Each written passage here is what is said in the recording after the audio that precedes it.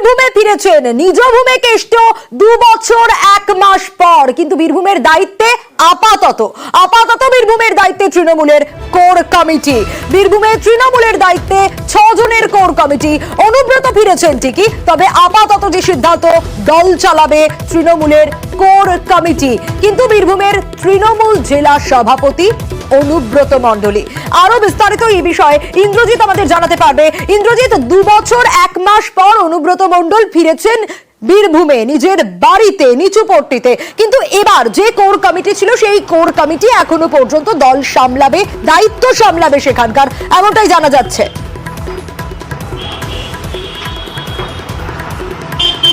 দেখো, একদমই যেটা বলে রাখবো, কালকেই কিন্তু অনুব্রত মণ্ডল তার নিজের বাড়ি বোলপুরে নিচুপট্টিতে ফিরে এসেছেন। আর দেখা গেছিল তিনি যখন 2 বছর আগে যখন জেলা সভাপতি ছিলেন, ঠিক 2 বছর ধরে তিনি না থাকা সত্ত্বেও, তিনি জেলে থাকা সত্ত্বেও কিন্তু তৃণমূল কংগ্রেস তাকে সভাপতি পদেই রেখে দিয়েছিল। কিন্তু জেলা চালাচ্ছিল কোর কমিটি।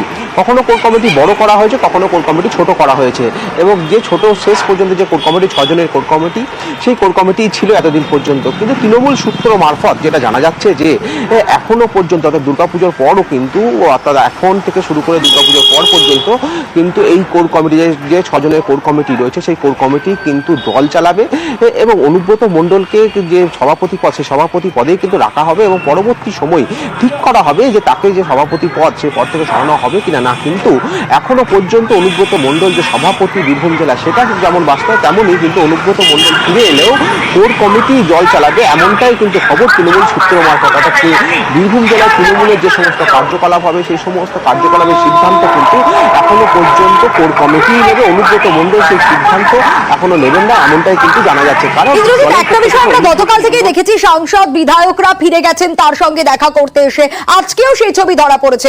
কোথাও গিয়ে অনুব্রত মণ্ডল অনেকটা সাবধানী, যাতে কোথাও গিয়ে প্রভাবশালী তকমা ইডি, সিবিআই, কেন্দ্রীয় তদন্তকারী সংস্থা আর না দিতে পারে।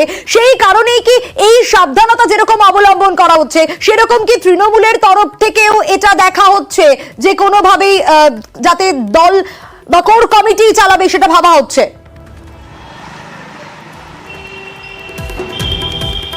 দেখো, একদমই তাই। অনুব্রত মণ্ডল যখন আসানসোল জেলে ছিলেন, যখন তার জামিনের আবেদন করা হতো, বারবার সিবিআই পক্ষ থেকে বলা হতো অনুব্রত মণ্ডল অত্যন্ত প্রভাবশালী ব্যক্তি, আর সেই প্রভাবশালী ব্যক্তি হওয়ার কারণে তার কিন্তু জামিন বারবার নাকচ হয়ে গেছে।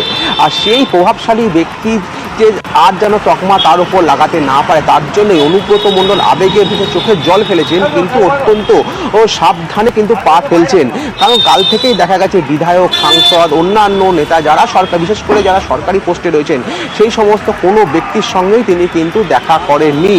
কারণ অনেক অনুব্রত মণ্ডলের বাড়ি সূত্র মারফত খবর, যাতে কোনোভাবেই ইডি, সিবিআই বা কেন্দ্রীয় যে সংস্থাগুলি রয়েছে, তারা যাতে কোনোভাবেই অনুব্রত মণ্ডলকে বলতে না পারে যে তিনি প্রভাবশালী, অত্যন্ত প্রভাবশালী, আবারও পরবর্তী সময় তার উপর যেন কোনো চাপ না হয়। তার জন্য তৃণমূলের এটা কিন্তু একটা কৌশলও হতে পারে, যাতে কোর কমিটি দল চালাচ্ছে এমনটাই কিন্তু দেখানোর ব্যবস্থাও করা হতে পারে বলেও শোনা যাচ্ছে। ইন্দ্রজিৎ, সঙ্গে থাকো। এবং আজকেও কষ্ট করে দেখা মিলল না কেষ্টর। অন্যদিকে যে আপডেট পাওয়া যাচ্ছে, আপাতত তৃণমূলের কোর কমিটি কিন্তু বীরভূমে দায়িত্বে রয়েছে। অনুব্রত মণ্ডল তিনি ফিরে এসছেন, নেতা ঘরে ফিরেছে 2 বছর 1 মাস পর, কিন্তু বীরভূমে তৃণমূলের দায়িত্বে কোর কমিটি। আপাতত বীরভূমে তৃণমূলের দায়িত্বে কোর কমিটি থাকছে। বীরভূমে তৃণমূলের দায়িত্বে 6 জনের যে কোর কমিটি, আগেও দেখা গিয়েছে কখনো কোর কমিটিতে সদস্য সংখ্যা বেড়েছে, কখনো কমেছে, কিন্তু অনুব্রত মণ্ডল তিনি 2 বছর 1 মাস জেলে থাকার সত্ত্বেও তিনি কিন্তু জেলা সভাপতি ছিলেন এবং এখনো পর্যন্ত তাই তিনি জেলা সভাপতি বীরভূমের। কিন্তু অনুব্রত মণ্ডল নিয়ে পরে সিদ্ধান্ত নেবে তৃণমূল। এখন এই 6 জনের কোর কমিটি দায়িত্ব নেবে। আবার আমি ইন্দ্রজিতের কাছেই যাব। ইন্দ্রজিৎ, এই যে 6 জনের কোর কমিটি, এই 6 জনের কোর কমিটিতে কারা কারা রয়েছেন? তুমি যেমনটা বলছিলে এখনো পর্যন্ত জেলা সভাপতি অনুব্রত মণ্ডলী, সেই সিদ্ধান্ত পরে হবে, কিন্তু এই কোর কমিটিতে কাদের রাখা হয়েছে?